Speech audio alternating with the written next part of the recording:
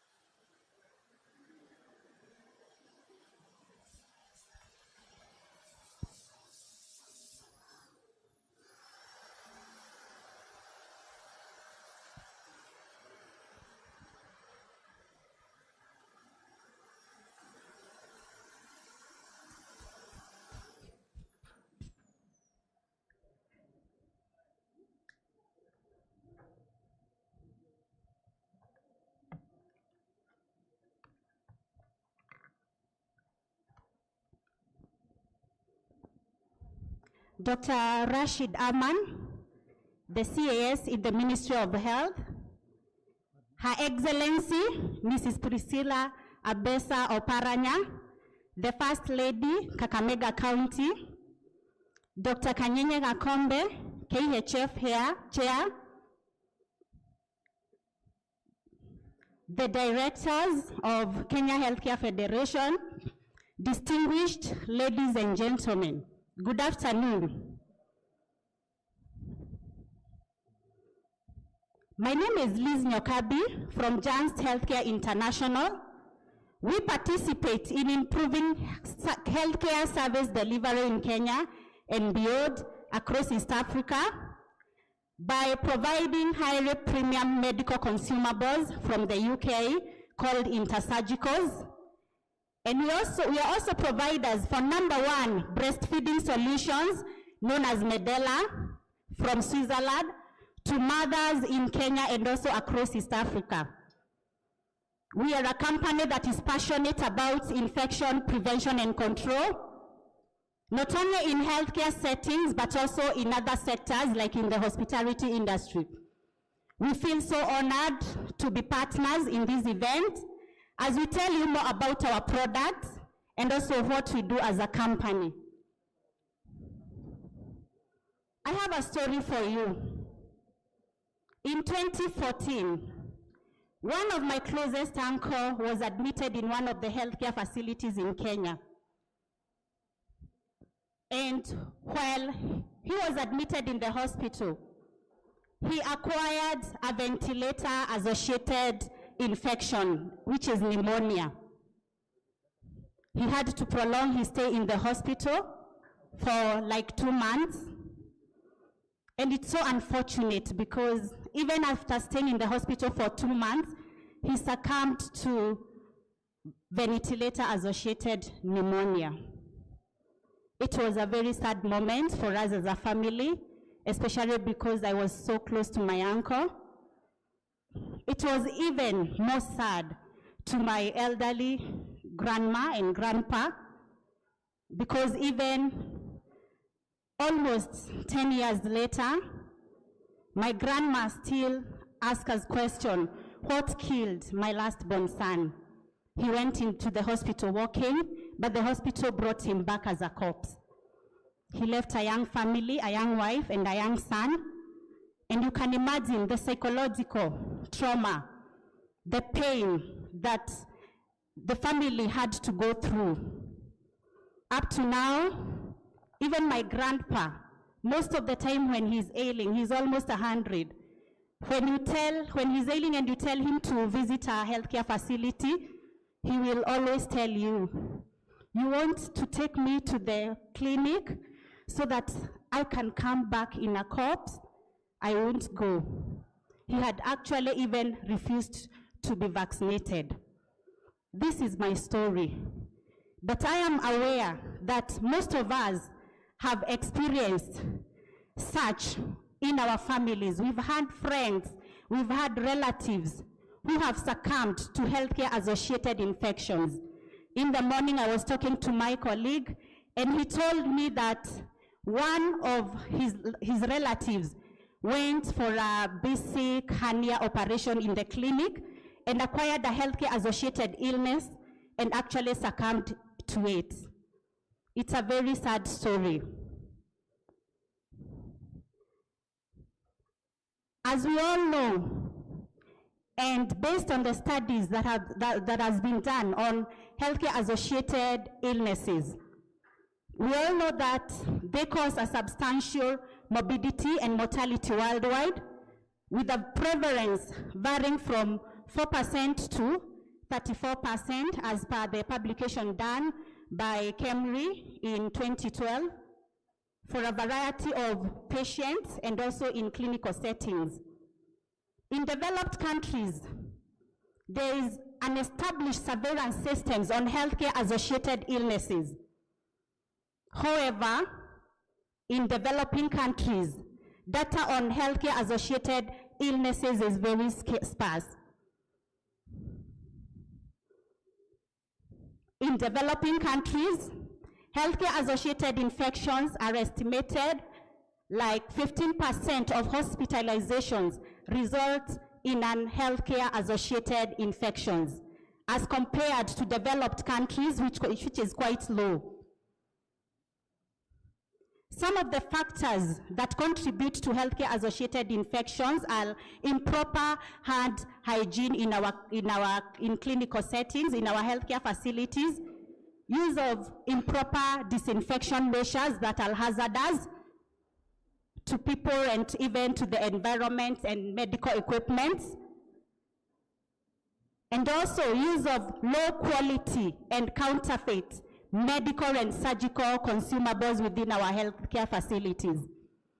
Overcrowding within our hospital wards has also caused an increased likelihood of transmission of pathogens in healthcare settings.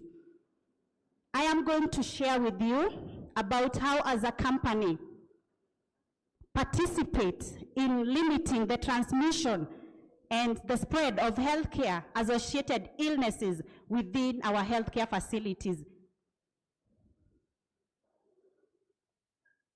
I'll take you through the presentation as we learn more about what I'm going to introduce to you.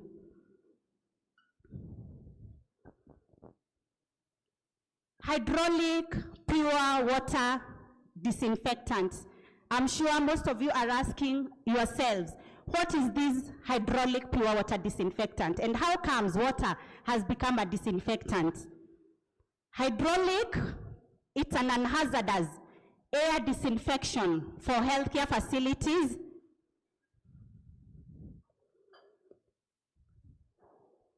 And it is a non-alcoholic disinfectant.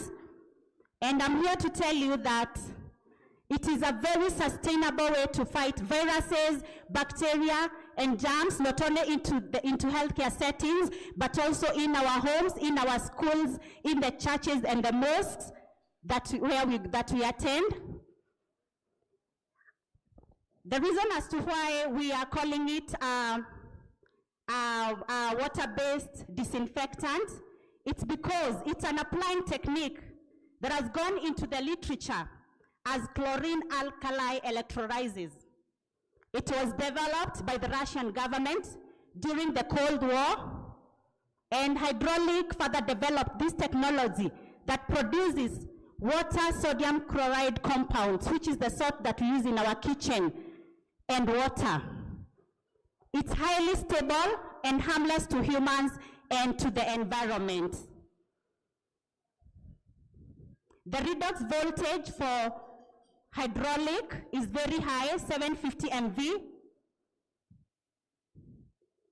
And redox voltage is the measure of germicidal and oxidative effects of disinfectant. And that is why the technology behind it actually makes sodium chloride and water to become a disinfectant, because at 750 MV, that concentration is actually what turns water into a disinfectant. It's very effective for elimination of bacteria, viruses, spores, and odors, especially in healthcare settings. Hydraulic pure water disinfectant is a Swiss biotechnology product. It comes in liquid form and uses the nebulizers that you have seen me use. And once you put the solution in the nebulizers, it converts the solution into a fine mist that when released into the air and disinfects the air, the mist falls onto the surfaces and disinfects the surfaces. And actually, that's what we did for this venue in the morning. When we came here, we disinfected the venue. And that means you don't have to use other disinfectant to disinfect your surfaces, as long as you're using hydraulic pure water disinfectant. Like I said, it's non-alcoholic. It doesn't have synthetic additives. And it can be used in the presence of humans and people. Like you saw what I was doing here, I disinfected the podium while everyone was seated. It is not poisonous. With hydraulic pure water disinfectant, we guarantee you over 1 year efficacy once you open the bottle. So this means you don't have to keep on replacing your disinfectant now and then, because it maintains the strength that it had well in the bottle, even at 1 year after you open it. Its effectiveness is instant. We know mostly with the conventional disinfectants that you have in the market, when you apply, you have to wait for 2 to 5 minutes before wiping it for it to be effective. But when it comes to hydraulic pure water disinfectant, its effectiveness, it's instant. It doesn't wet the surfaces. Like, for example, we have a disinfection tunnel that we provide, and once you get into the tunnel, you don't wet your clothes. It is very pediatric friendly. We know that kids are allergic to alcoholic solutions, so it can be used in pediatric wards. It is also safe to use on food contact. You can actually even disinfect your kitchen while you're still cooking. You can disinfect your healthcare establishment even when you are enjoying your meal. The place can be disinfected. You don't have to disorganize yourself and move out of the room when it's being disinfected. We have a lot of challenges of our time that we have faced as a country due to the disinfectants that we have in the market. And one of them is some disinfectants, when you mix them, they produce poisonous gas. They are hazardous to human beings and to the environment. You cannot use them even in the presence of people. You have to design a specific day for you to do disinfection in the facility. Those are some of the challenges that we have. For example, I'll use an example of hydrogen peroxide. Hydrogen peroxide cannot be used in the presence of people. When you are using it, you have to wear PPE. You cannot use it on food items. It has to have a hazardous label. But when it comes to hydraulic pure water disinfectant, You don't have to wear PPE when you are dispersing it. You don't have to tell your visitors and your patients to walk out so that you can disinfect the room. You don't have to worry when you will disinfect your wards, because you can disinfect the wards when the patients are still there. You can discharge a patient and admit another patient immediately in the same bed after disinfecting it with hydraulic pure water disinfectant. Hydraulic pure water disinfectant does not corrode metals, it doesn't corrode rubbers, it doesn't corrode plastic materials. What does this mean? Our manufacturer in Switzerland partnered with a cleaning company based in Switzerland, and the company was doing a research in dental clinics. And the dentists complained, the clinic owners complained a lot that the disinfectant they were using was corroding its equipment now and then, and they had to keep on replacing the equipment. And they settled on hydraulic pure water solutions because it doesn't corrode items. So this actually saves on your costs. You don't have to keep worrying, oh, now the equipment is corroding, I need to keep a budget to replace it. We want you to concentrate on your business, on your work as a healthcare provider, so that you don't have to keep worrying about that. In contrast to conventional room and service disinfections, hydraulic pure water solution has no toxic residues. It doesn't create any toxic residue once it is dispersed in the air. It doesn't attack your skin if you have a sensitive skin. It doesn't attack your mucous membrane. You don't have to keep on sneezing and coughing while you are disinfecting the area, and the services are not attacked. Hydraulic pure water solutions also does not require hazardous warnings. You don't have to scare your patients. You don't have to scare your visitors or even your parents if you buy one for them, or even your church, because even as professionals, we have a social responsibility in the societies that we live in. So you may be thinking because you don't have a clinic, you don't require such a solution. But you require it because you have a church where you fellowship. You have a mosque where you go to pray. You have groups, there are women groups, events back in the village that meet. And you can actually make a decision and say, as a professional, I will do my responsibility and give back to the society, and I will buy this fogger for my church, so that we can also make our elderly people who don't go to church, who don't go to social places because of fear of COVID, to actually feel confident when they are going to those churches.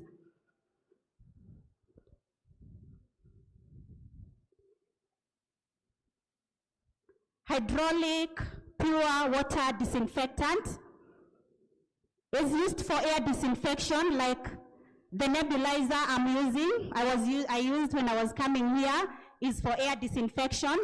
You can use it to disinfect the rooms, for equipment disinfections, especially in ICU and in theater, for body disinfection, that is for the tunnel, disinfection tunnels, and for hand disinfection.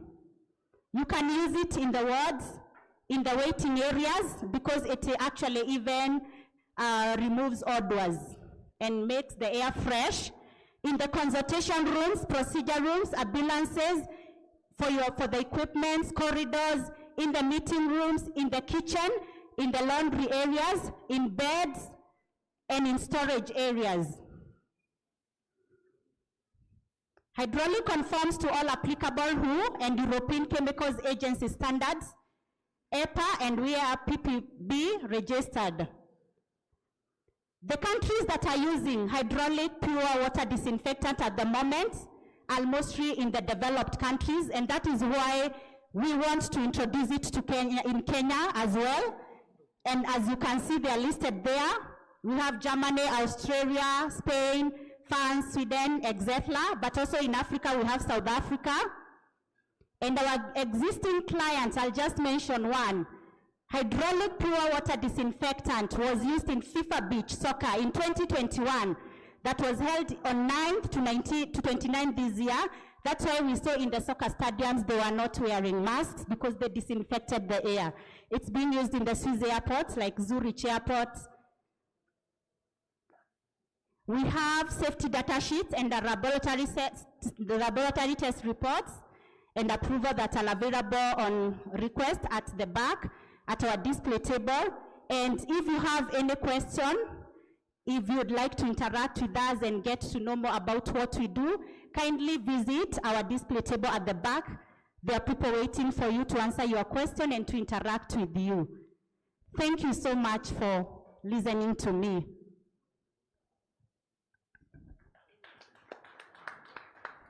Thank you, Liz. In front of you, there is a folder written hydraulic. If you have any question or interest in their product, there is a feedback form. So please fill that in, and the hydraulic team will be happy to either demonstrate or answer your questions. We would like to recognize the presence of Her Excellency, the First Lady of Bungoma County, Caroline Wangamati, as well as Her Excellency, the First Lady of Kakamega County, Mrs. Priscilla Ambetsa Oparanya. Welcome very much to our KHF members meeting. This is a forum where private sector healthcare actors come together to discuss issues of advocacy and how to advance healthcare business. We would also want to recognize our distinguished sponsors of this event, principally the End Fund, and we'll be hearing from them later.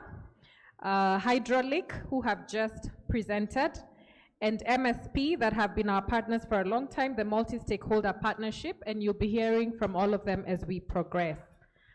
At this point, I would like to welcome Mr. David Owino, who is the MSP Partner Projects Coordinator from Multi-Stakeholder Partnership. Please come and give your address.